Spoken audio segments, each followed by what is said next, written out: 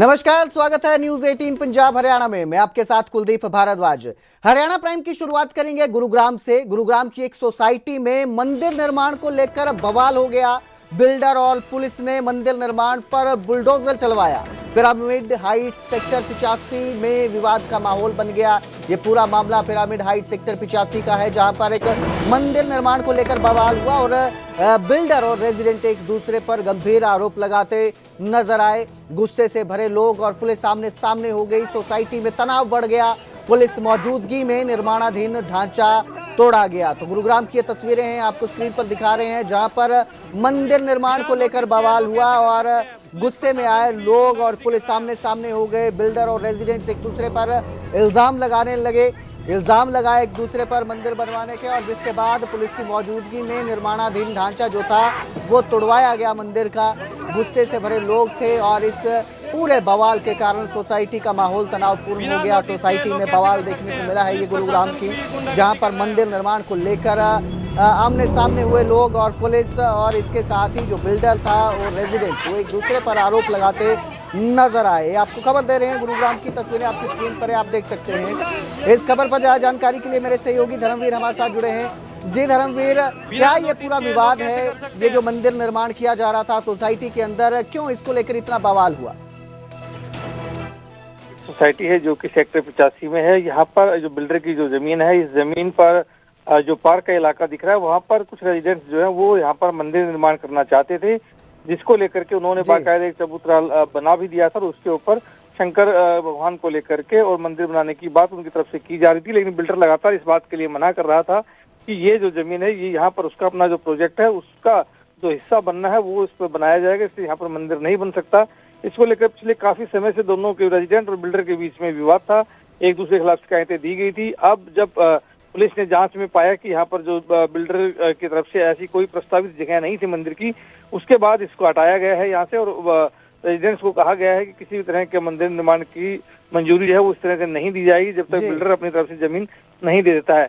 अगर ऐसे में रेजिडेंट जबरदस्ती मंदिर बनाने की कोशिश करेंगे तो उनके खिलाफ कानूनी कार्रवाई की जाएगी। ये एक तरह से पुलिस ने हिदायत दी है, और तरह से जो रेजिडेंट मंदिर बनाना चाह रहे थे उसको गिरा दिया गया, उसको हटा दिया गया है वहाँ से। जी, यहाँ पे सवाल एक ये भी खड़ा होता है कि जो ये सोसाइटी के रेजिडेंट्स हैं, क्या इनको प्लान में पहले ऐसा बताया गया था कि ये जो जमीन है इस पर मंदिर बनेगा, और अब जो है बिल्डर इस बात से मुकर गया हो? क्या इस तरह की कोई बात सामने आई है? बिल्कुल, देखिए, रेजिडेंट्स की तरफ से भी कभी भी ये दावा नहीं किया गया है कि बिल्डर ने कोई जगह उनको दी है। अब रेजिडेंट्स बिल्डर से वो जगह मांग रहे हैं, लेकिन रेजिडेंट्स उसको बिल्डर ने मना कर दिया है। उन्होंने कहा है कि उनका जो प्लान था उस प्लान में कहीं भी मंदिर जैसी कोई जगह थी नहीं, ये जो हिस्सा है ये मंदिर की जगह नहीं है, ये बिल्डर की अपनी जगह है जिसमें कुछ और प्रोजेक्ट उनका बनना है, इसलिए वहाँ पर मंदिर निर्माण की अनुमति नहीं दी गई है। जी, बहुत बहुत शुक्रिया इस तमाम जानकारी के लिए धर्मवीर। तो एक तरह से कहा जा सकता है कि अवैध तरीके से यहाँ पर जमीन पर कब्जा करके मंदिर बनाने की रेजिडेंट्स कोशिश कर रहे थे, जिसका बिल्डर ने विरोध किया, आमने सामने हो गए और फिर पुलिस की मौजूदगी में इस निर्माणाधीन ढांचे को तोड़ा गया।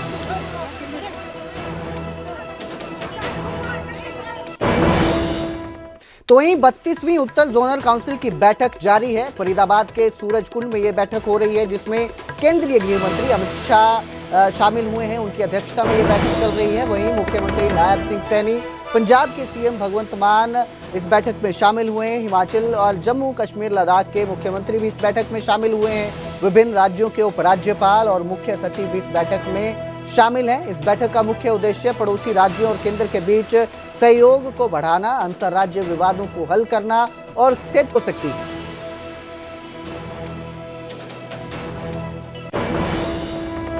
शिक्षा मंत्री महिपाल ढांडा ने न्यूज 18 से खास बातचीत की, और इस दौरान उन्होंने कहा कि नई शिक्षा नीति में बलिदान की कहानियां शामिल होंगी। औरंगजेब अकबर का इतिहास पढ़ाने पर भी उन्होंने सवाल उठाया।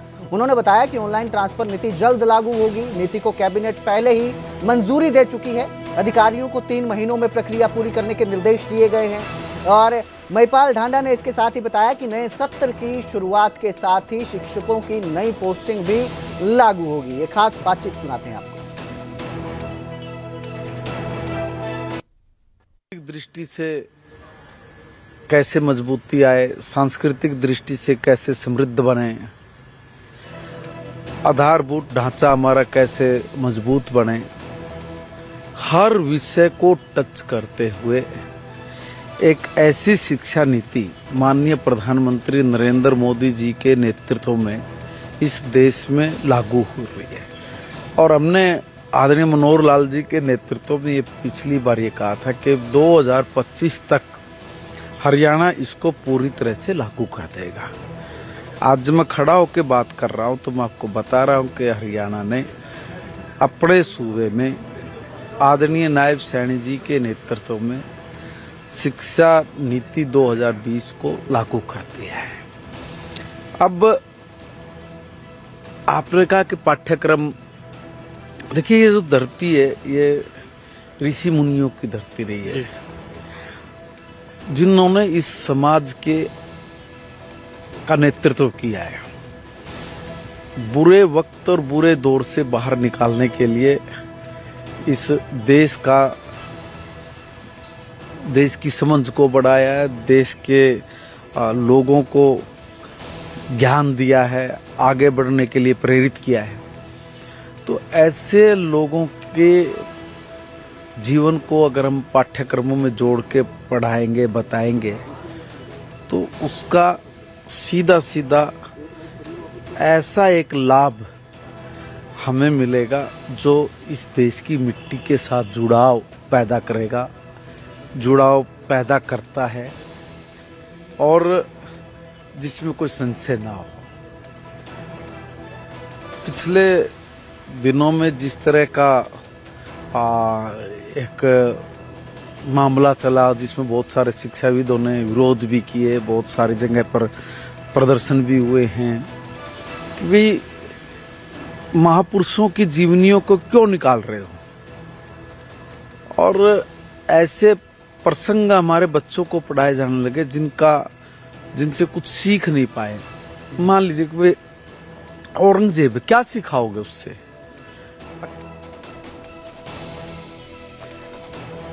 और अब जिक्र करेंगे फरीदाबाद की अल फलाह यूनिवर्सिटी का, जिस पर जल्द बुलडोजर चल सकता है। जमीन अधिग्रहण मामले में बड़ी कार्रवाई संभव है।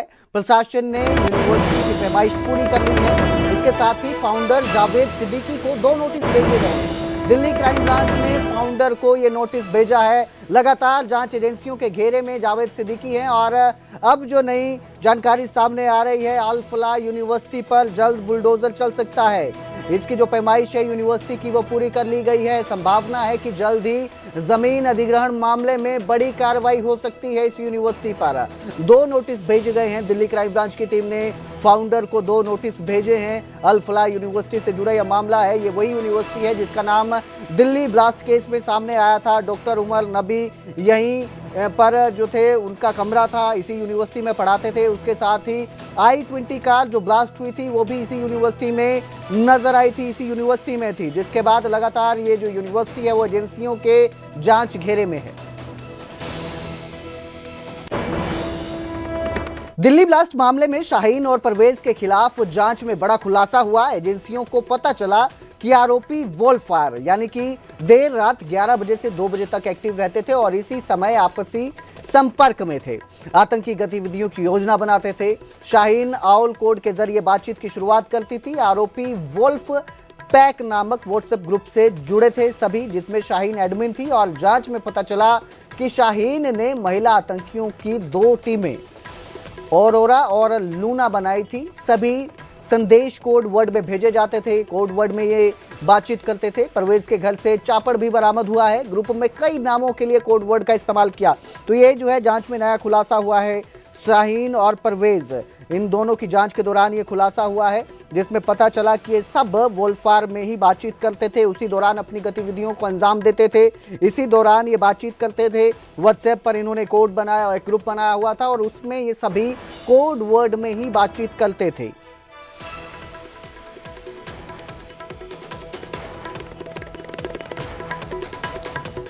अल फलाह यूनिवर्सिटी पर स्वास्थ्य मंत्री का भी बड़ा बयान सामने आया। आलती राव ने यूनिवर्सिटी को आतंक का सेल बता दिया। आलती राव बोली कि डॉक्टर कैसे बना रहे थे आतंकी, ये उन्होंने सवाल किया। एक सवाल उठाया है कि किस तरह से डॉक्टर आतंकी बना रहे थे। ऐसी यूनिवर्सिटियों का गहरा बैकग्राउंड चेक करना जरूरी है। स्वास्थ्य विभाग के तहत अल फलाह यूनिवर्सिटी नहीं आती है। स्वास्थ्य मंत्री डॉक्टर आरती राव का ये बयान है जिन्होंने कहा कि स्वास्थ्य विभाग के तहत अल फलाह यूनिवर्सिटी नहीं आती है। बड़ा बयान सामने आया है और उन्होंने एक सवाल भी उठाया है कि डॉक्टर कैसे आतंकी बना रहे थे। यूनिवर्सिटी है ये 2014 से पहले इसको स्वीकृति मिली थी। इसको हाई कोर्ट से स्वीकृति दी गई है। ये हेल्थ डिपार्टमेंट के नीचे नहीं आती है ये यूनिवर्सिटी, ये मेरे डिपार्टमेंट के नीचे नहीं आती, ये हायर एजुकेशन के अंदर आती है। और हमने पहले से ही बोल रखा था कि हमें इनको स्वीकृति नहीं देनी है। आज के दिन वही बात आपको सामने आई है कि ये सही बात जहाँ यहाँ बहुत ही बड़ी जो टेररिस्ट सेल सा बन गया है, आज के दिन पूरे देश में ये बात फैल गई है कि अल फलाह यूनिवर्सिटी में कैसे डॉक्टर सिखा रहे थे। तो बहुत ही जल्द मैंने बोला है कि हमने सीएम साहब से भी कही है, हमने बातचीत हुई थी कल कि ऐसी यूनिवर्सिटीज़ को पहले हमें बैकग्राउंड चेक करना चाहिए और फिर कोर्ट ने भी अगर हमें आदेश दिए हैं तो उसके बाद भी हमें आगे चलकर उन पर एक नज़र ज़रूर रखनी चाहिए।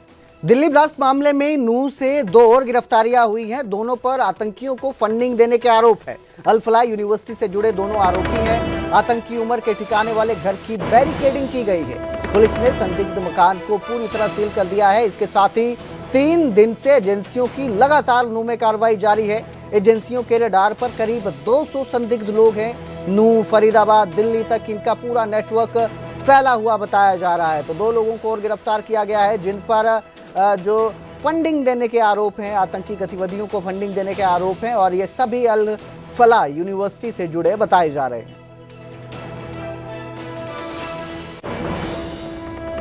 दिल्ली ब्लास्ट मामले में हिरासत में ली गई रोहतक की प्रियंका पूछताछ के लिए हिरासत में ली गई थी। उनका परिवार अब सामने आया है। डॉक्टर प्रियंका के परिवार का कहना है कि प्रियंका का आदिल से कोई संबंध नहीं है। जानकारी के मुताबिक प्रियंका अनंतनाग में एमडी की पढ़ाई कर रही है। परिवार का कहना है कि वो हॉस्टल में रहकर पढ़ाई कर